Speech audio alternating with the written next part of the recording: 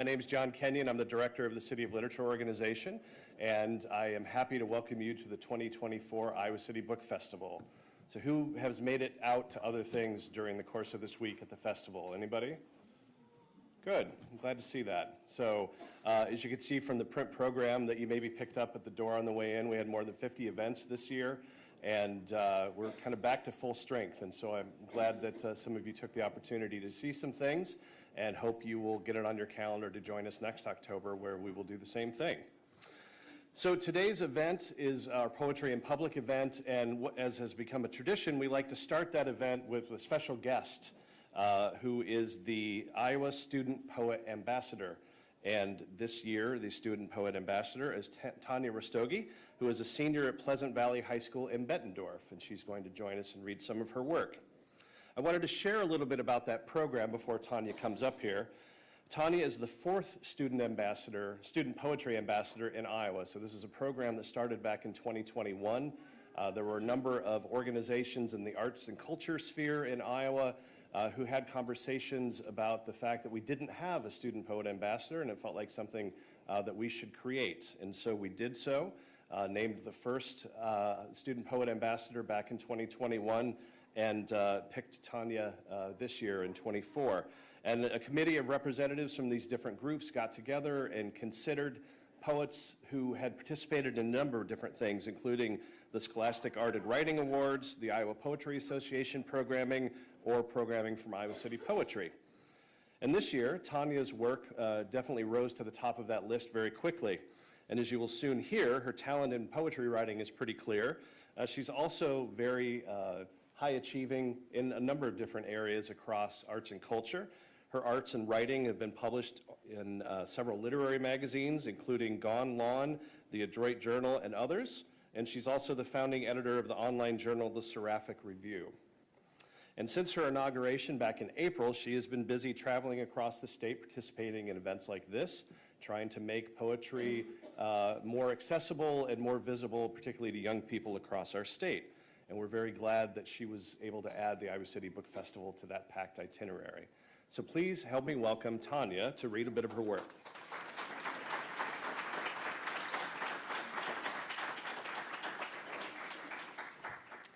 Hello everyone. I hope you're all enjoying this warm October afternoon. As you know, my name is Tanya Rastogi, and I'm the ISPA for the 2024 to 2025 term.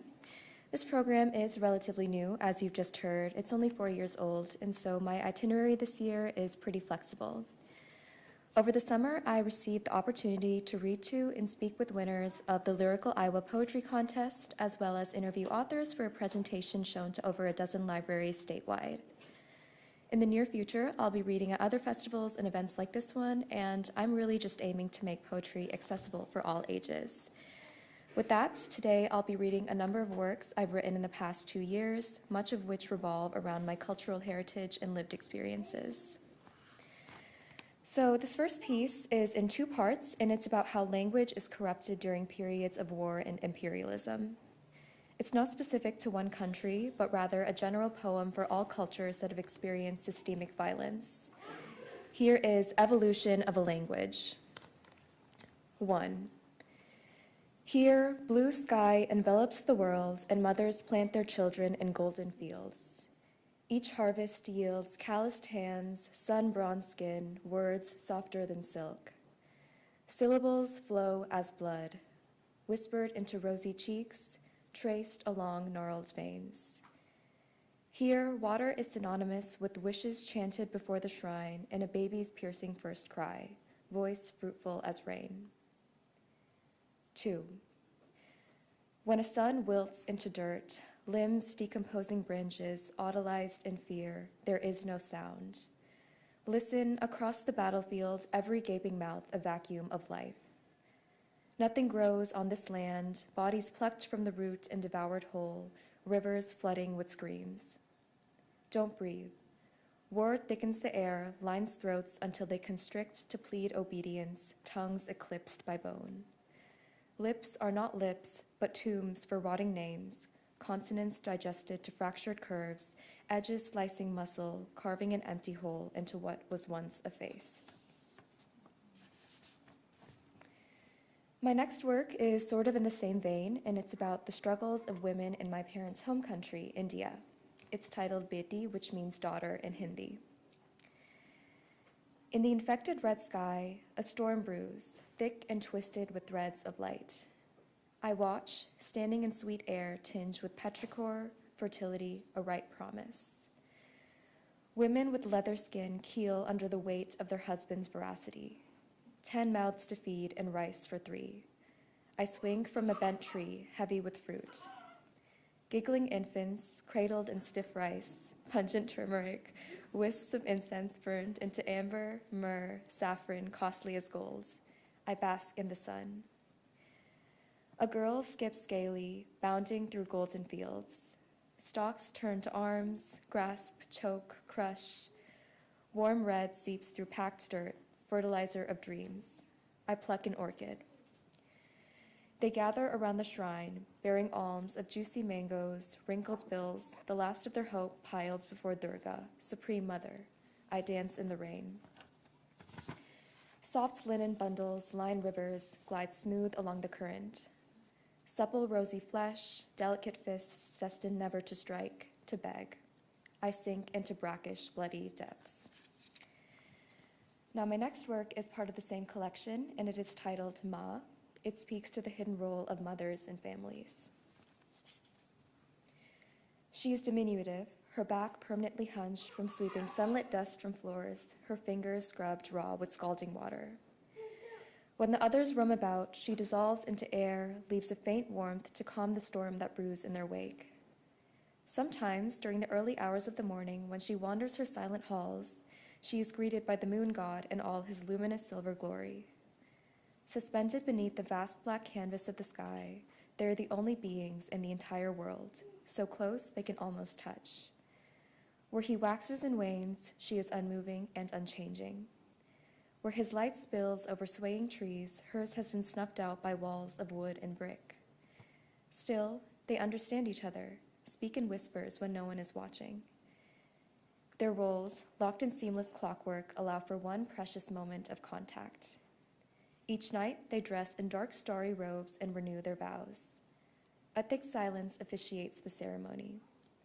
When it is time to bid farewell, she presses her face to the cool glass and lets herself bask in his sweet rays until he fades into burning heat. My next piece chronicles the sacrifices my parents have made for me in their youth. It is titled Elegy to a Future. One evening, you left, and the sky split open, sun-dripping yoke over parched ancestral ground. You thought of yellow things, marigolds placed shakily around your neck, long rotted, and wedding jewelry crafted to collect dust forever. These things are priceless as a father's parting embrace and a young man's film-colored dreams. Your life was red, green, blue, and phosphor, electric promises of something big ahead, the permanence of graduation dates and engineering exams, the guarantee of right answers and happy endings, a constellation of numbers scattered into your horizon. This is where you unlearned the rhythm of cracked dirt beneath your feet and rain trailing down your face, every blooming synapse mirroring a vein in your skin. The city trembled with promises, its lights flickering like so many pixels on a screen, and you gave it yours, an offering to fate. It listened by blinding you, churned the world until its colors were one. White, white, white, stacks of sterile paperwork embalmed in immigration office air, new apartment walls thinner than a limpid dream fading ever into static. Now, returning to sort of a religious and cultural influence, this next poem is about witches in South Asian mythology who are said to be women who have died during childbirth. Here is Witch Woman. In this forest of metal, the witch emerges with mask wrought from oil-entrenched years, arms melted to gossamer folds. What she wants is soft, unborn. Her words float through sour air, plop wetly onto sterile gray. It is not in the world of flesh. She continues her search, paints her tongue black with burnished black plum, uncovers a child around smooth violet seeds. Once she was idle, marble pure, molded in the gaps between pearly milk teeth. Once a girl learned what it means to be holy. How bodies are sugarcane fields, vacated and ripped bare and resown by the first red twilight. The night sky keens in tautly strung wind. At the street's end, a woman curls into the gaping womb of a sewer drain. The witch wonders if they fester still, the decades congealed over linen, undone by his fist. Fulgent beneath chalk-white moon, two snakes writhe, entwined, lost in an instant. My final poem is written as a letter to the Hindu god Surya, who my family's surname is related to. It depicts feelings of alienation and longing for home. Here is Self-Portrait as Daughter of the Sun. Do you see your daughter, Surya? How she bleeds blue like insect, escapes crushing heel and curve. Graphite, pulp, she anoints herself with alizarin, embodies exodus and hollow eye and lip. Your light seeps through her form and consumes it all. Thrumming heart, limp tendon, lead white bone. Left is leather skin, brown, brown, brown, crumpled sheet burdened by muddy water. Surya, she keeps you close within this delineated mouth, safe around sharp occidental tooth, buried under latent tongue. It's arduous, this ceaseless rebirth, this death after every beginning, leaking from red gum and distorted sneer. She had a shape once, flushed cheeks, small sticky hands to hold you before dusk. Remember how she'd lay in the grass, watch time float by in gossamer clouds, but the sky has gone dark. Do you sense her waiting, writhing, alive in this place without a pulse? Crimson words form serrated patchwork under skin. It's getting difficult to breathe. Surya, do you know your child longs for home? She can't reach it but in redolent glint. Polished silver heirloom, creased gay daguerreotype of unsmiling old. It eludes her in some liminal world, beyond canvas, beyond hate. So she wanders in vacant heart. Surya, will you ever answer your child's cries? Please, before it's too late. She erodes in stagnant air. That's all I have for you today. Thank you so much for listening, and I'm looking forward to hearing words from all of you.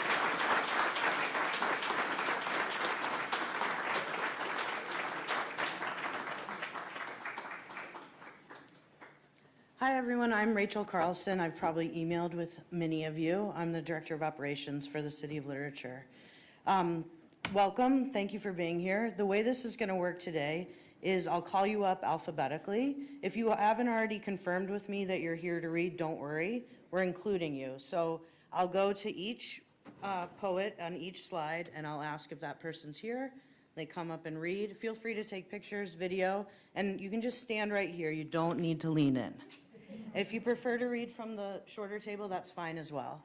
So we're gonna start, is Autumn here? All right. Are you here? Anaya? No? Braden? Esme? No? Is Joe here? Lucas, I know, is here. All right. Come on up, Lucas.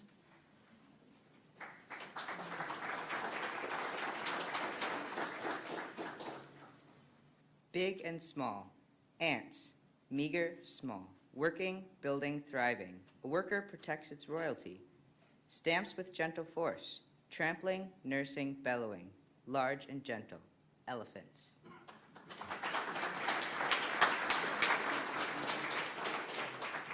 Great. Next is Eleanor. Eleanor, are you? Yeah. Come on up.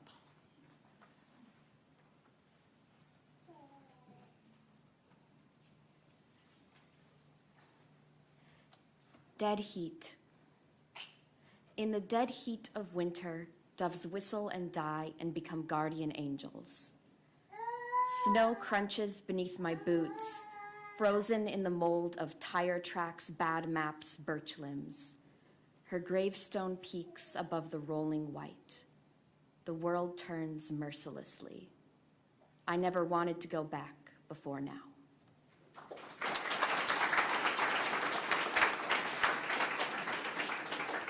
All right, Lauren, are you here?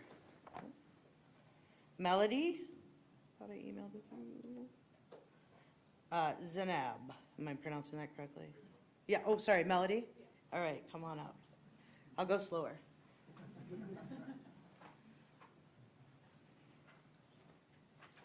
It's called A December Walk with Leo, and Leo is our 85-pound, half lab, half German Shepherd who would never pass up the opportunity to go on a walk, even if it's negative 40 degrees outside.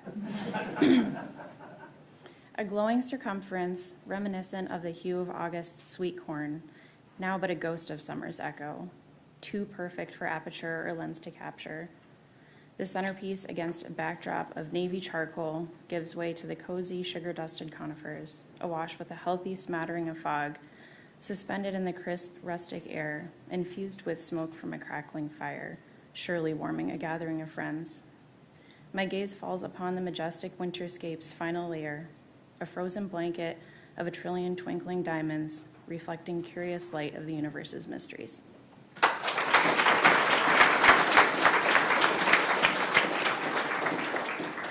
All right, is this poet here? All right.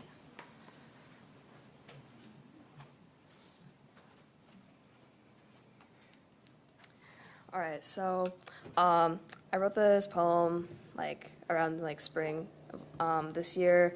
Basically, it was kind of based off of my own experiences in junior high. It kind of sucked, and I wrote it to I guess bring forth the fact that bullying is still very, very real, especially in junior high / high school. So yeah, here is school. How does one live with themselves, knowing that they walk into a cold brick building every day and intensely fear, knowing that they'll be judged for who they are, for just existing?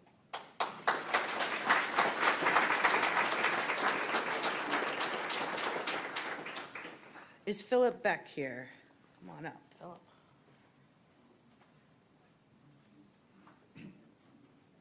Good afternoon. Downtown. I walked through downtown, surrounded by magic. A child fell off the play tower by the library, hung suspended in midair until caught. Lovers who haven't met yet walk past Utopia, not noticing each other. An old guitar played a song heard in a dream by a weathered man anointed with coins. I remembered your name, watching an unidentified bird rise blackly against the salt-colored sky.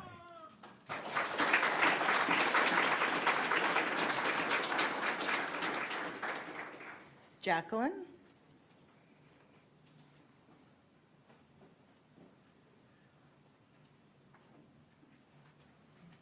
Hi, everybody. Thanks for being here. My poem is The Secret Universal Order of Adjectives. How an old blue man and a blue old man are different men with different problems.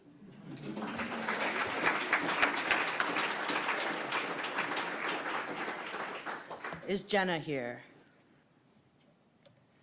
Dan Campion. Oh, Dan is here. Awesome. Thank you, Rachel, and thank you, John, and thank you all. The poem that I'm going to read followed from thinking while out walking on Summit Street a while back what a sorrowful mood I was in, and how if my late wife, Joanne Castagna, had been with me, she would have cheered me up with a nod to a famous ode. An evening stroll, the Post at Court and Summit Streets, while bowing to the elements, still keeps its shape and holds its plaques, a churchyard sort of stone, which meets us, bearing civic sentiments. About its circle, whitetail tracks. Me, Thomas Gray. You, no way, Keats.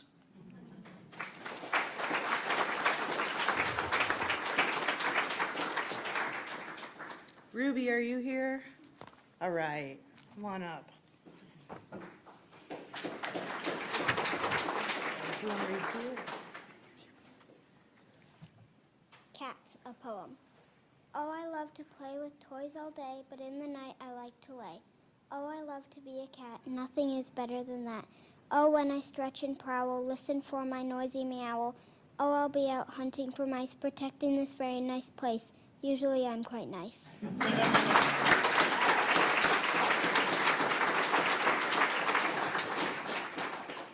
Okay, is Haley here? No. Is this person here? No. How about June? Charlotte D. Thought I had you on the website. Maya, come on up.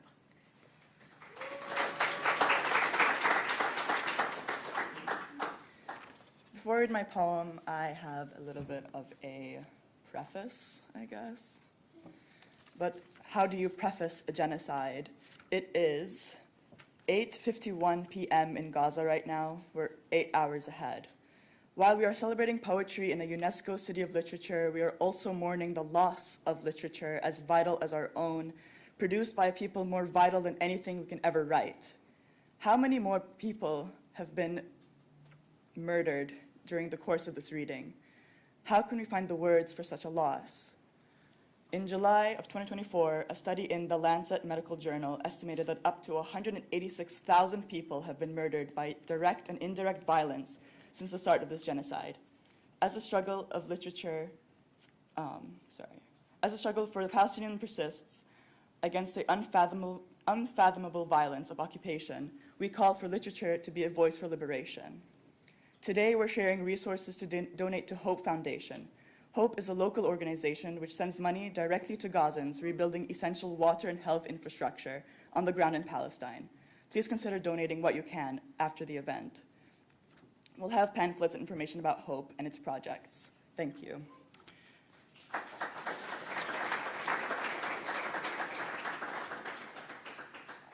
My name is Maya, and I'm reading 7 lines for Palestine. Bombshell in my Majd al-Hamam, Amman. Bombshell in my Majd al-Hamam, Amman. Bombshell in my neighborhood, my city, my capital, my country, in my region of this earth. A bombshell dropped unexploded, scarring, no death. It was in my neighborhood. I cannot breathe. In my own neighborhood, had to see the sky rip open a yawning breakage of the glass airspace. Palestinians die with stained skies. It's been 75 years. Warplanes, olive trees, eviction notices on bulldozers, genocide. Would you know how to breathe?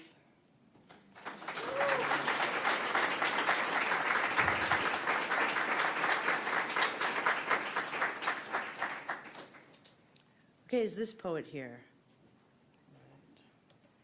Alyssa, are you here? All right.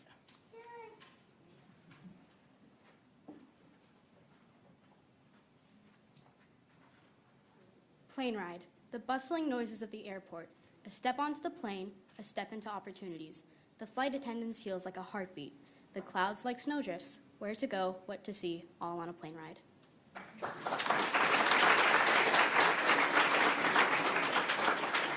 Emily, come on up.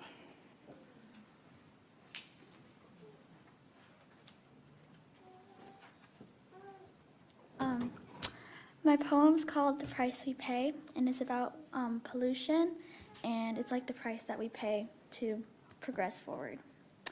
Okay. Pollution clouds the sky, a toxic haze. Nature's beauty murdered by human ways. Plastic seas and air, thick with despair. The price we pay for progress, it's so unfair. But hope still lingers in the hearts of men to heal the earth and make it clean again.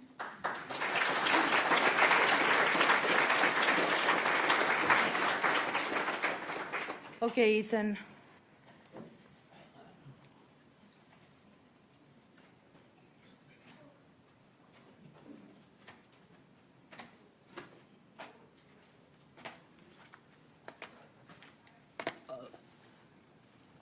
Crossroads.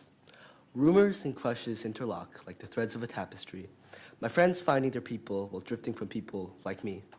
I'm in different groups, overlapped among the circles, but always on the edge, just one step in each. If I step in one, then I leave two more. I'm at this crossroads. Each side of the road is something to lose. Our friend's really something I should be able to choose.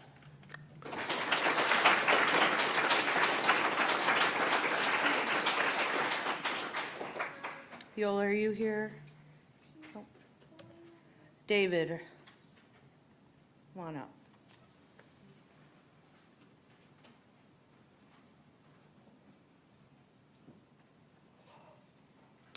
Thank you. Just a brief introduction. I'm a volunteer docent at the Stanley Museum of Art, and every year we do tours with, among other people, all the third graders in the Iowa City School District, and this is about one of those moments in the Art Museum with Franklin. We look at the hazy patterned squares of the Adire Aleko cloth hanging on the wall. A Yoruba artisan had applied cassava paste to the fabric before dyeing it a deep indigo blue, and faint images appeared as the paste washed away.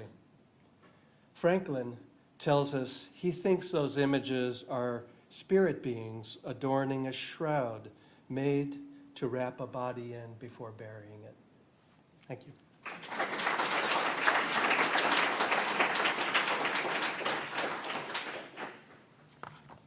Oh, Alex just emailed that she cannot make it. This poet was also not able to make it, Laura, but she recorded herself reading.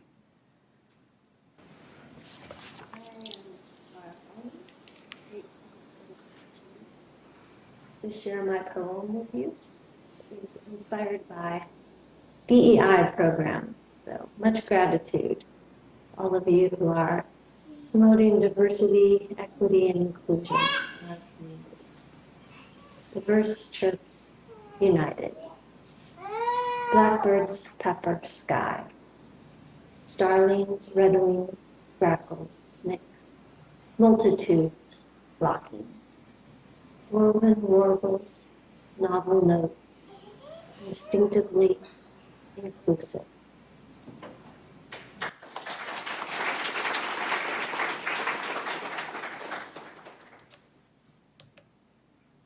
Is Lauren here? Nathan? Tanya? Cecile?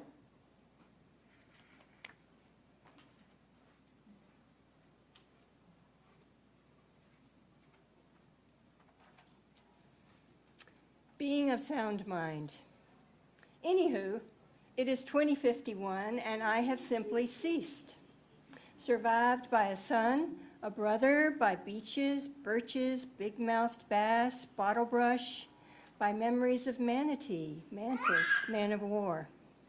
By the time you read this, I will have been consumed by bacteria, beetle, moth, maggot. No, fire. By the fire of the Mexican hermit hummingbird.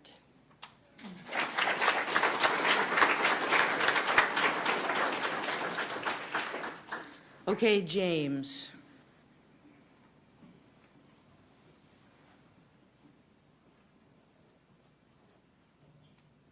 Pencils. A pencil brings life to paper, gives fuel to creativity, allows the mind to be free, can speak every language, draws beautiful drawings. Pencils have inspired many, young and old.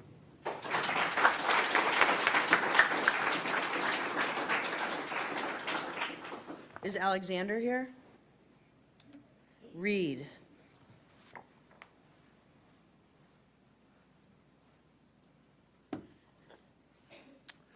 The bee is adored by many. Her cute, fuzzy body squirms on the clover flower, pollen catching her back. The wasp does the same, but she is far less fuzzy. In a couple hours, the wasp's umbrella-shaped papery cottage will be doused in gas and death sprays. As she dies, the bee will remain on the clover flower, and beneath the bee will be 4 leaves instead of 3.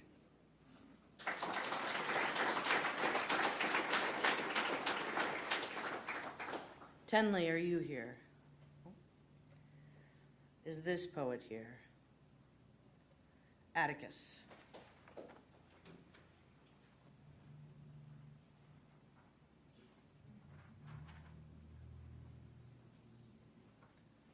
the beauty from the inside. The window sparkled in the sun's warm light, watching the snow fly around with the wind. As I walked out the house, I hear the sound of crunchy grass covered with frost, and watching the bright stars like a million candles reflect off my window.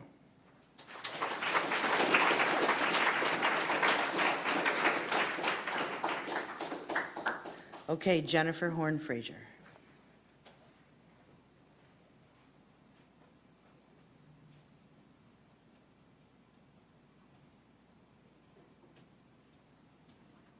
Hi, I have 2 daughters, and this is for them.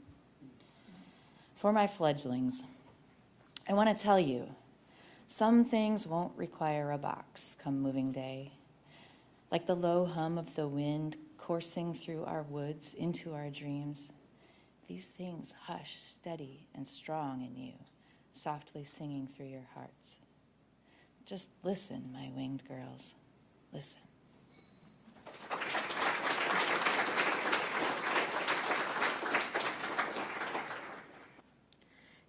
Danger in the forest. A peaceful evening, deafening silence broken. Animals ran away.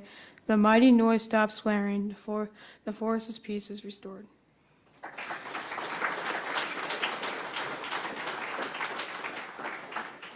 Aubrey, are you here? Nancy. Rachel.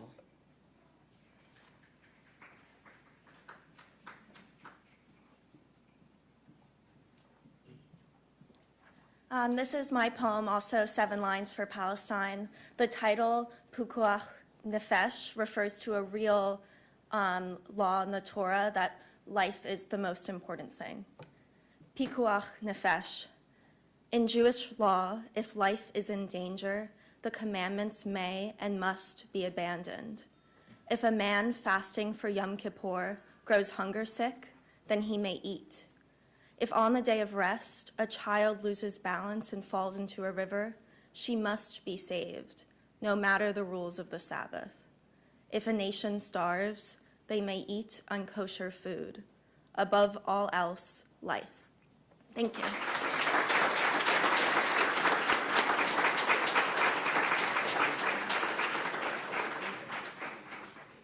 Evelyn? You want to read here?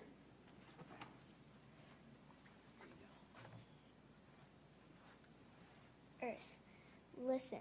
Listen to the leaves rustling in the wind. Listen to the birds chirping as the day begins. See the sun set in the horizon, so beautiful and bright. See the change from day to night. Feel the breeze so peaceful upon you. Feel how each day is brand new. So appreciate our earth for all that it can do.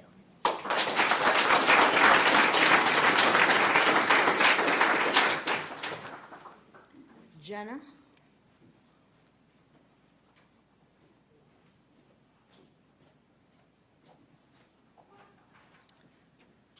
Haiku from the end of the world. An hour left of us until we are comet dust. As stars, I love you.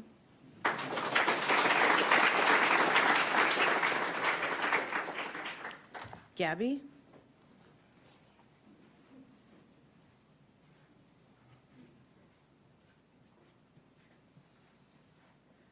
Hi, I don't like hiking, but my mom made me go hiking with her at one point, and I saw a tree on the floor, and this is how the poem came to be. So I guess thanks, Mom. You know. Okay, so it's called Hollowed. The tree on the forest floor, so mighty ages ago, a sight of hollowed beauty till someone decides to claim it as home. Tell me, wise tree, shall I too sit and wait for good souls to seek refuge in me?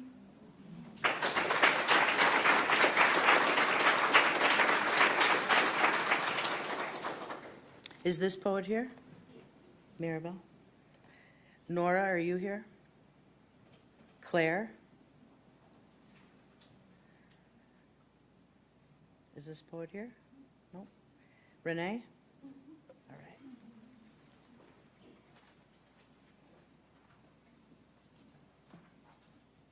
Starling. Who hasn't seen a starling by the side of the road, say? A single starling. bobbing its oily black feathers, picking at grit. The same starling who will later disappear into a murmuration above us. Not a picker of grit, but a spontaneous, intricate wave, riveting our attention to the sky.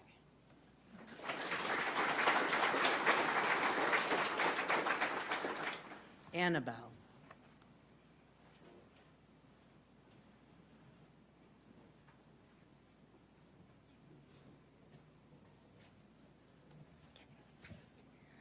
Your presence is a room in my brain, every piece of furniture representing our interactions. The room was once comfortable, a place I'd like to spend my time, until slowly it became no place for a young girl, or any girl. You flooded the room with anxiety and pain. My image of you forever changed. When you ended a flood of your own creation, a new feeling penetrated the room, a feeling of relief in the overwhelming mess of grief.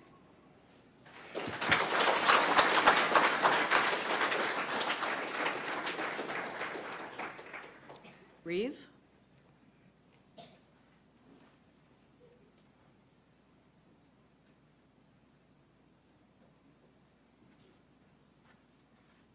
Mind killers. Mistakes are not very good. They stick in your mind like glue, and especially for younger boys like me, and makes you feel the opposite of glee. So that's why don't go hard on people for making the smallest mistake in the world. You can still correct them, but if it's a small mistake, give them some grace.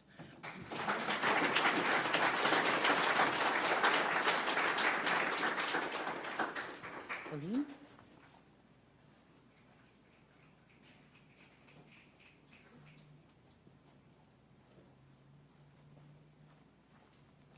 My name is Elam. These are my 7 lines for Palestine. The title is Heaven. The shrapnel chose to leave young Yusef, chose to return a bomb. The bomb chose to tilt into the sky. Israel chose to return the bomb. We chose to dismantle it. We nestled the metal in the earth. We have always chosen life.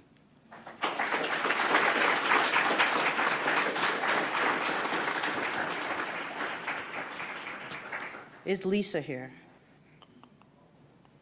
Marissa?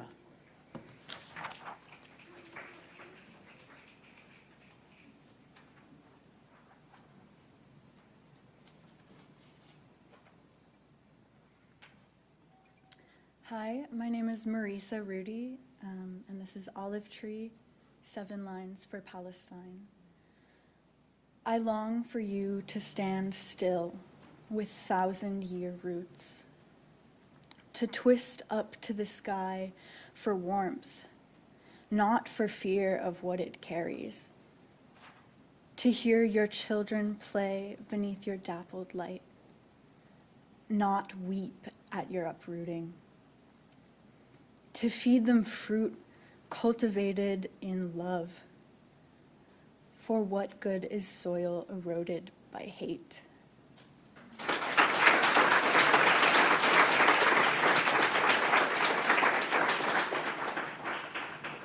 Rasmus?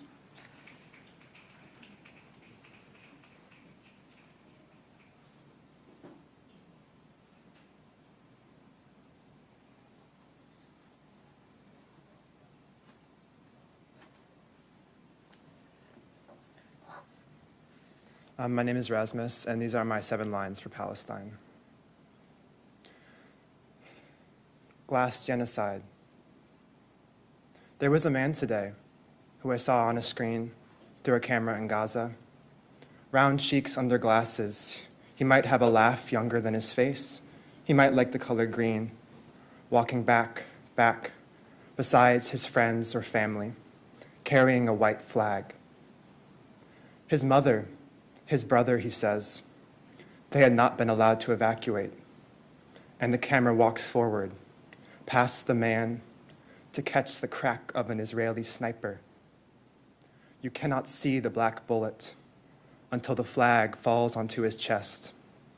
Red, scattered in letters, which spell the end to color.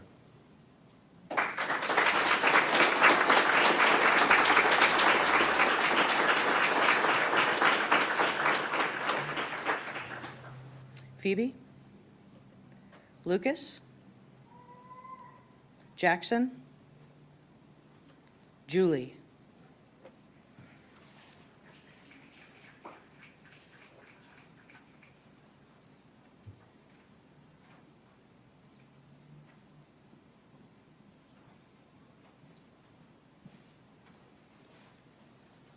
Hello, my name is Julie Watkins. I'm reading 7 Lines for Palestine, and my poem is titled Prayer for a Little Woman.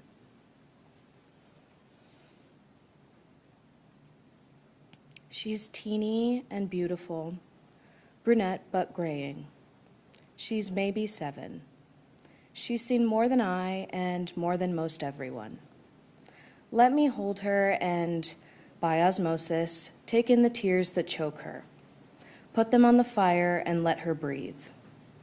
Let each teardrop simmer down to the sweetest syrup, all hers to drape across a pastry, across anything she wants, across anything other than the charred bread that stinks of animal feed, across anything other than the grass and weeds boiled.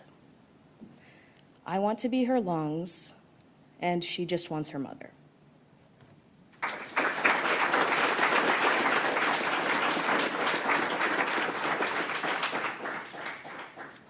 Abigail? Eliana? April?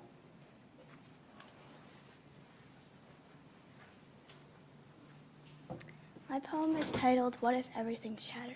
If the universe was ending, where would you be? If the earth shattered, would the world and us all be free? If our home burned up in front of our eyes, would we all just die, or would we go up in flames?